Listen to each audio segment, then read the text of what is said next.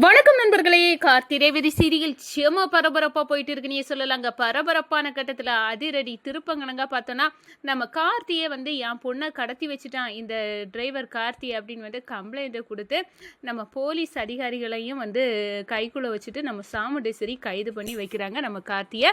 இந்த சைடு விஷயத்தை கேள்விப்படாங்க நம்ம ரேவதி, என் புருஷன் எந்த தப்பும் பண்ணலை, அவர் என்னை கடத்தலை, நானாட்டு தான் வந்திருக்கேன், அப்படி இருக்க நேரம் எதுக்காக அவர் கடத்திட்டாருன்னு உள்ளுக தூக்கி வைக்கணும் அப்படின்னு சொன்னாரு. எங்கள் அம்மாவோட பேச்சை கேட்டுட்டு நீங்கள் ஆடுறீங்களா, நான் இப்போவே என் புருஷனை எப்படி வெளியே கொண்டு வருவேன்னு பாருங்க அப்படின்னு அந்த இடத்துல போலீஸ் ஸ்டேஷன் வெளியே போராட்டத்தில் நம்ம ரேவதி ஈடுபடுறாங்க.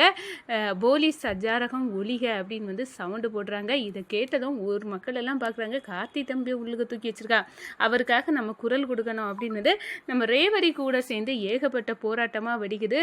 அதிகாரி கால் பண்ணி, இந்த பாருங்கம்மா, உங்கள் கேக்ஸை நீங்கள் இப்போ வாபஸ் வாங்கிருங்க, இதுக்கு மேலே நாங்கள் அவரை உள்ளுக்கு தூக்கி வைக்க முடியாது, நாங்கள் இப்போ அவரை வெளியே விட்டு தான் தீரணும், புருஷன் கூட பொண்டாட்டி சேர்ந்து வாழறதுல எந்த தப்பும் இல்லை, எங்கள் வேலையெல்லாம் காலி பண்ணி விட்டுறாருங்க, அதனால் நாங்கள் இப்போ உங்கள் மருமகனை வெளியே விட்டு தான் தீரணும் அப்படின்னு சொல்ல நேரம் நம்ம சாமுண்டேஸ்வரி அரண்டு போகிறாங்க. சட்டத்தில் சேர்த்து வைக்க தான் இடம் உண்டே தவிர பிரித்து வைக்க முடியாது, கணவன் மனைவி சேர தான் செய்யணும் அப்படின்னு அந்த இடத்துல நம்ம கார்த்தியும் ரேவதியும் செய்கிறாங்க. இந்த சைடு பார்த்தோன்னா நம்ம சாமுண்டேஸ்வரி, நான் வச்ச ஒவ்வொரு அடியிலையும் இந்த டிரைவர் பையன் எனக்கு காலை வாரி விட்டுட்டான், ரேவதி இல்லாமல் எனக்கு இந்த வீட்டில் இருக்கக்கூட பிடிக்கல, எனக்கு பித்து பிடிச்சதுக்கணங்க இருக்குது அப்படின்னு அந்த இடத்துல நம்ம சாமுண்டேஸ்வரி நொறுங்கி போகிறாங்கன்னு சொல்லலாம். இந்த சைடு பார்த்தோன்னா, அக்கா, அந்த ராஜசேதுபதி கொடுத்த வாக்கு நிறைவேற்ற விடாமல் இன்னும் 2 நாளில் கும்பாபிஷேகம் நடக்க இருக்குது, அதில் நீ செக்கு வச்சிரு, மாமா கையால் தானே கும்பாபிஷேகம் நடக்கணும்னு சொன்னாங்க, நீ மாமாவை கோயிலுக்கு பக்கம் விடாத, கும்பாபிஷேகம் அவர் கையால் நடத்தக்கூடாது அப்படின்னு தூண்டி விட்டுறாங்க. இதில் சந்திராவுக்கு உள்குத்து இருக்குங்க. தன்னோட புருஷன் சிவனாண்டி கையால் இந்த கும்பாபிஷேகத்தை நடத்திடலாம் அப்படின்னு சந்தோஷப்படுறாங்க. அதை பற்றி தாங்க இந்த வீடியோக்குள்ளே பார்க்க போகிறோம். அதுக்கு முன்னாடி சேனலுக்கு லைக் அண்ட் சப்ஸ்கிரைப் பண்ணுங்கள் ஃப்ரெண்ட்ஸ். பக்கத்தில் இருக்க பெல் ஐக்கானையும் கிளிக் பண்ணுங்கள், அப்போ தான் நான் போடுற ஒவ்வொரு வீடியோவும் நோட்டிஃபிகேஷனாக உங்களுக்கு கிடைக்கும். வாங்க ஃப்ரெண்ட்ஸ், வீடியோக்குள்ளே போகலாம். ஃபஸ்ட்டு எடுத்த உடனே செம அதிரடியான பரபரப்பு கட்டம் தான். நம்ம கார்த்தியும் ரேவதியும் சேர்ந்து வாழது நம்ம சாமுண்டேஸ்வரிக்கு பிடிக்கல, அவள் இல்லாத வீடு ஒரு வீடு கிடையாது அப்படின்னு எல்லா பொருளையும் தூக்கி தூர போடுறாங்க, அடித்து உடைக்கிறாங்க.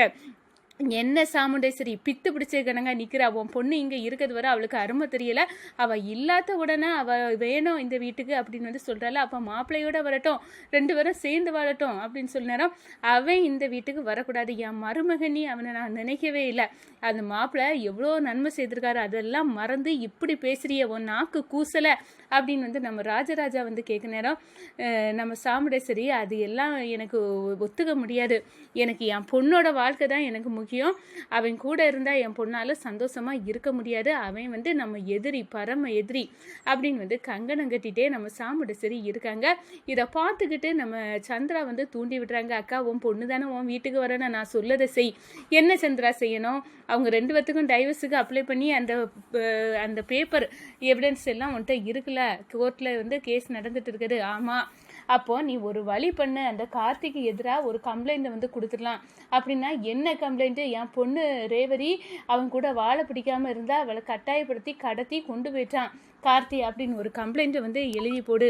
சரி, இதுக்கு ரேவதி சம்மதிக்கணும்ல, ரேவதி சம்மதிக்கிறது 2வது விஷயம், நீ அதிகாரிகள்கிட்ட பேசி அவனை உள்ளுக தள்ளு, அதுக்கப்புறம் வலிக்கு ரேவதி தானாக வருவா அப்படின்னு அந்த இடத்துல நம்ம கார்த்தியை கம்ப்ளைண்ட் கொடுத்து நம்ம சாமுண்டேஸ்வரி உள்ளுக தள்ள வைக்கிறாங்க. இந்த சைடு பார்த்தோன்னா நம்ம கார்த்தி எதுக்காக இப்போ எனக்கு மேலே அத்தை கம்ப்ளைண்ட் கொடுத்துருக்காங்க அப்படின்னு ஒன்றும் தெரியாமல் இருக்காங்க, உங்கள் அத்தை அவங்க பொண்ணை நீ கடத்திட்டானி தான் கம்ப்ளைண்ட் கொடுத்துருக்காங்க அப்படின்னு அதிகாரிக சொல்ல நேரம், ஏன் மனைவிங்க அவளை எதுக்கு நான் கடத்தணும் அப்படின்னு எவ்வளவோ சொல்லி பார்க்குறாங்க. ஆனாலும் அதிகாரிக ரூபாயை நம்ம சாமுண்டேஸ்வரி கிட்ட வாங்கிக்கிட்டு நம்ம கார்த்தியை ஸ்டேஷனில் கொண்டு அடைச்சி வைக்கிறாங்க. இந்த சைடு பார்த்தோன்னா விஷயத்தை கேள்விப்படுறாங்க நம்ம ரேவதி, என் புருஷனை என்ன கடத்தி வச்சிருக்கான் அப்படின்னு எங்கள் அம்மா எப்படி கம்ப்ளைண்ட் கொடுக்க முடியும் அப்படின்னு இது என்ன கொடுமையாக இருக்குது, என் மாமாவுக்கு மேலே இப்படி பொய் கேஸை கொடுக்கறதுக்கு எங்கள் அம்மாவுக்கு என்ன தகுதி இருக்குது அப்படின்னு சாடுறாங்க நம்ம ரேவதி.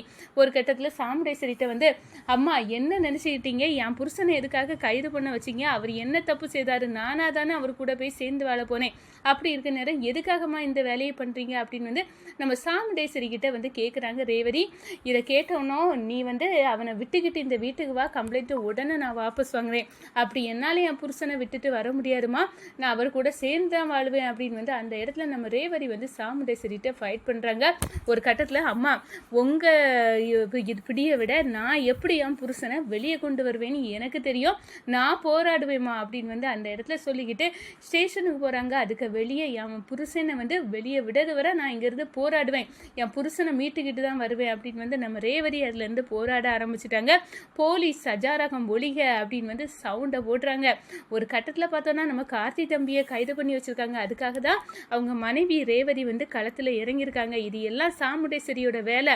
ஓ அப்படியா, நம்ம எல்லாரும் கார்த்தி தம்பி இந்த ஊருக்காக எவ்வளவோ பண்ணியிருக்காங்க, அதனால அவங்களுக்கு ஆதரவாக நம்மளும் போராட்டத்தில் குதிப்போம் அப்படின்னு வந்து ஊர் மக்கள் எல்லாமே போராட்டத்தில் நம்ம ரேவதியோட கைகோர்த்து போராட்டம் நடக்குது. இந்த சைடு பார்த்தோன்னா அதிகாரிகள் அடடா எங்கள் வேலையெல்லாம் போயிடுவோம், இப்போ சோசியல் மீடியா அது இதுன்னு எவ்வளவோ நாடு முன்னேறிட்டு இதில் வந்து மாப்பிள்ளையும் பொண்டாட்டியும் கணவன் மனைவியை பிரித்து வைக்கிறது சட்டப்படி குற்றம், இதை வந்து போட்டு கிழிச்சிட்டாங்கன்னா நம்ம வேலையெல்லாம் தீந்துரும் அப்படின்னு வந்து அதிகாரிகள் சாமுண்டேஸ்வரிக்கு காசுக்கு ஆசைப்பட்டு நம்ம இப்படி ஒரு பாவத்தை பண்ணி நம்ம வேலையை இழக்க விரும்பக்கூடாது அப்படின்னு வந்து அந்த இடத்துல உணராங்க. ஒரு கட்டத்தில் வந்து நம்ம சாமுண்டேஸ்வரிட்டே அதிகாரியே வராங்க. இந்த பாருங்கம்மா, சட்டப்படி அவங்க கணவன் மனைவி அவங்கள சேர்த்து வைக்க தான் அது சட்டத்தில் இடம் இருக்கிறத தவிர அவங்கள பிரித்து வைக்க இடம் இல்லை. உங்கள் பேச்சை கேட்டு நாங்கள் இப்போ எங்கள் வேலையை இழந்துருவோம் போல இருக்குது, எங்களை மன்னிச்சிருங்கம்மா, இதுக்கு மேலே உங்கள் மருமகனை நாங்கள் அடைச்சி வைக்க முடியாது, அவங்க சட்டப்படி கணவன் மனைவி அப்படின்னு வந்து சொல்லாங்க. இதை கேட்டதும் நம்ம சாமுண்டேஸ்வரிக்கு அரண்டு போகிறாங்க. ஒரு கட்டத்தில் பார்த்தோன்னா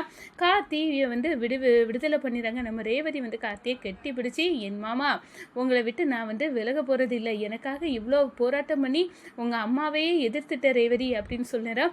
ஆமாம், எங்கள் அம்மா இப்படியெல்லாம் வந்து கேடுகெட்ட வேலையை செய்வாங்கன்னு எனக்கு தெரியலை, இப்போ தான் எனக்கு தெரியுது அப்படின்னு வந்து, ஆனால் யார் எதிர்த்தாலும் பரவாயில்ல, நான் உங்களை விட்டு பிரிய போகிறது இல்லை அப்படின்னு வந்து அந்த இடத்துல நம்ம ரேவதி வந்து சொல்லிடுறாங்க இங்கே கார்த்திகிட்ட. இந்த சைடு பார்த்தோன்னா நம்ம சாமுண்டேஸ்வரி கோபத்தின் உச்சியில் இருக்க நேரம் எரியல தீயில எண்ணெயை விட்டு வேடிக்கை பார்க்குறாங்க நம்ம சந்திரா.